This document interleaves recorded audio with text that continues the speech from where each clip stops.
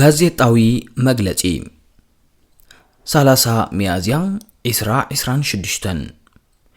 ኤርትራውያን ተቃለስቲ ንፍትሒ ንህግደፋዊ ስግረዶባዊ ጭቆና ንምምካት ሓበራዊ ሓይሊ ዕማም ኣቕዩሞም። ኤርትራውያን ተቃለስቲ ንፍትሒ ብወግዒ ህግደፋዊ ስግረዶባዊ ጸቕጢ ንምቋም ዝዕላምኡ ሓይሊ ዕማም ኣቕዩሞም። እዚ ኤርትራዊ ሓይሊ ዕማም መኸተን ስግረዶባዊ ጭቆና ኣብ ትሕቲ ዝብል ስም ዝቆመ ሓበራዊ ሓይሊ ዕማም ነቲ እናናሃረ ኣብ ምኻድ ዝርከብ ኣብ ኤርትራ ብዘሎ ስርዓተ ምሕደራን ልኡኻቱን ኣንጻር ኤርትራውያን ተነጣጠፍትን ማሕበረኮማትን ኣብ ዲያስፖራ ዝፍጸም ስግረዶባዊ ናይ ጸቕጢ ዓመጻት ንምግጣምን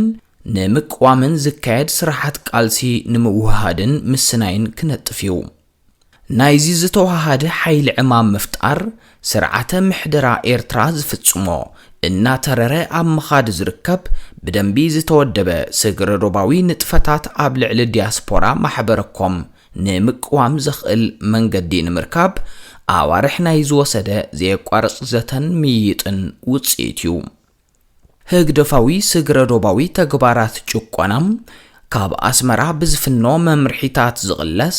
ብኤምባሲታት መንግስቲ ህግደፍ ተዋሂዱ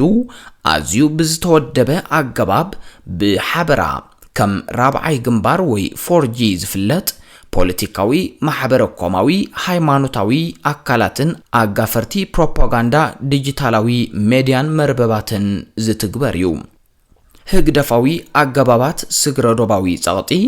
ናይ ሓሶትን ምድንጋርን ሓበሬታ ምዝርጋሕ ቃጻ ምስርጣይ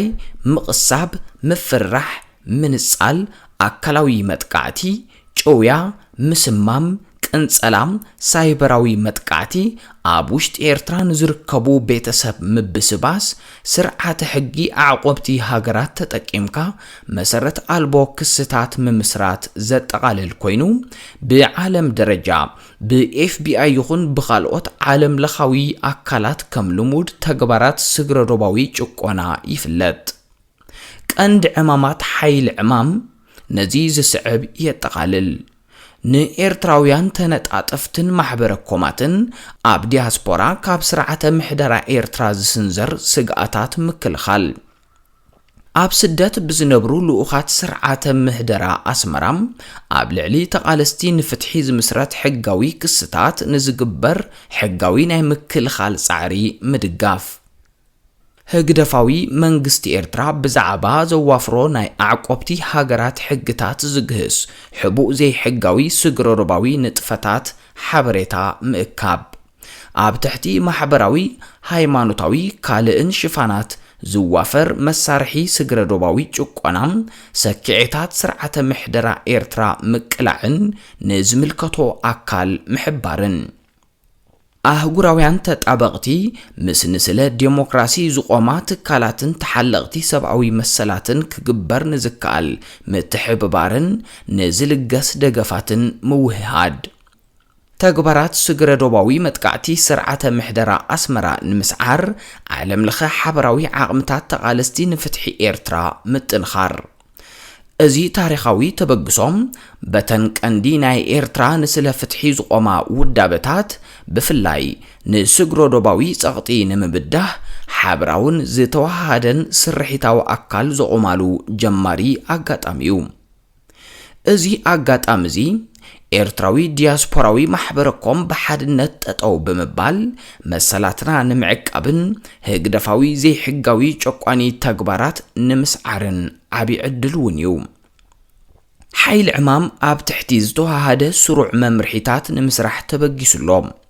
ምስጋናን ኣፍልጦን ንባይቶ ያክል ሕቡራት መንግስታት ኣሜሪካ ናብዚ ሓበራዊ ስራሕ ንምክያድ ነዚ ሓይሊ ዕማም ናብ ምቋም ንምብጻሕ ዘኽኣለ ዘይስልኪ ጻዕሪ ብምክያዱ ሓይሊ ዕማም ነዞም ስዒቦም ዝተጠቕሱ ውዳቤታት ዘጠቃለለ ይኸውን። ዝተረፉ ተቃለስትን ፍትሒ ክሓብርዎ ድማ የተባብዕ ኤርትራዊ ሃገራዊ ባይቶ ንዴሞክራሲያዊ ለውጢ ፖለቲካዊ ሓይልታት ኤርትራ ኤርትራዊ ልፍንቲ ንዴሞክራሲያዊ ለውጢ ውድብ ሓድነት ኤርትራውያን ዓለም ለኸ ምንቅስቃስ ይኣክል ንተወሳኺ ሓበሬታን ሕቶታትን በዚ ስዕብ ክትራኸቡና ትኽእሉ። ኣድራሻ ኢሜይል eritnrresponse@gmail.com